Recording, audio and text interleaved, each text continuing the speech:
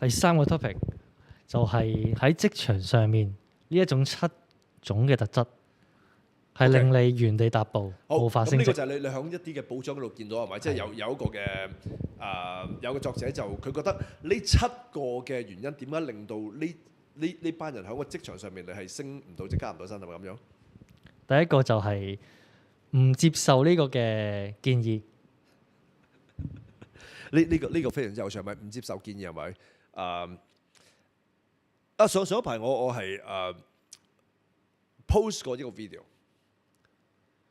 係分別一啲成功嘅人同埋唔成功嘅人嘅分別嘅。好啦，成功嘅人is so coachable， 係好 coachable， 即係話佢非常之接受意見，因為勁嘅人佢會知道自己識嘅嘢其實係好啲，咪就算你去到咩嘅狀況度，所以點解睇住咯？你唔中意接受意見係咪？我想問啦，點解世界級嘅運動員仲有教練嘅？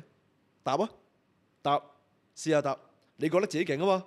你唔中意接受意見啊嘛？點解世界級嘅運動員都要有教練？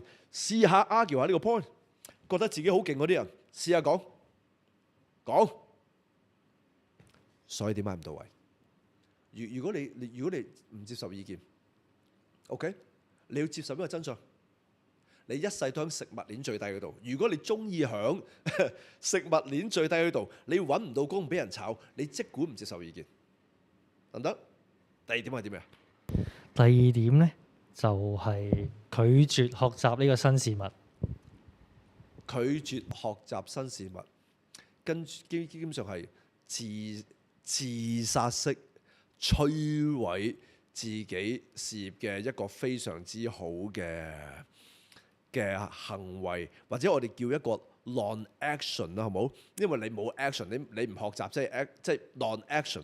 好啦，好簡單啫。我哋喺職場上面嗰度，近時我打工，我最鬼中意咧，各位朋友，我最中意咧，我真係最中意呢個，我最中意我身邊啲同事係唔學嘢嘅。點解我咁中意我身邊啲同事？你越唔學嘢越好。大家試下答下呢個問題，寫喺下邊 comment 嗰度。我俾10秒鐘時間。我最中意咁嘅同事嘅。我會連瞓覺都會笑醒嘅。點解嘅？無他嘅，有咩好得過啲對手弱啊？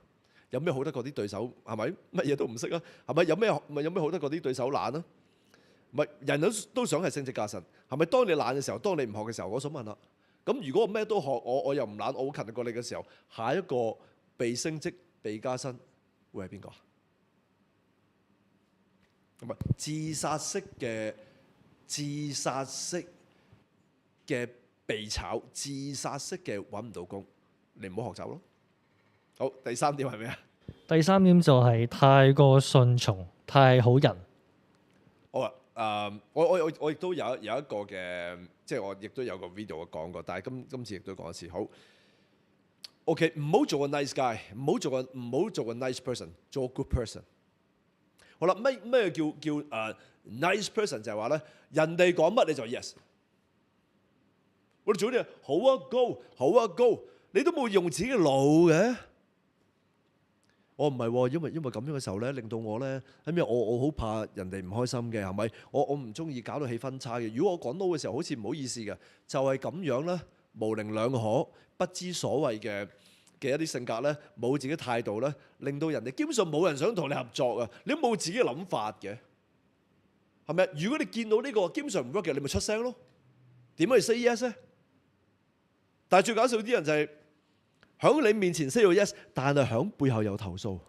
唔明白㗎啦，班 Sir， 你好費事，我費事咁樣啦。我都唔想做嘅，但係咁嘅環境，我都要 say yes， 咁你就大件事啦，係咪？我成日都話，咁你不如返屋企瞓覺啦，唔好出嚟做事啦。如果你冇態度冇睇法，咁點解要同你共事咧？係咪啊？唔好做個 yes man， 係咪？當你見到有乜嘅觀點嘅時候，喂，唔係喎，應該咁樣喎。如果大家都攞住呢一個咁樣嘅性格，大家挑戰大家個角度，呢個就係我哋點解人類可以向前啊，各位？點解人類會進步啊嘛？點解你公司會進步？點解你會升職加薪啊嘛？各位，係咪？唔好做個 yes man 啊！記住，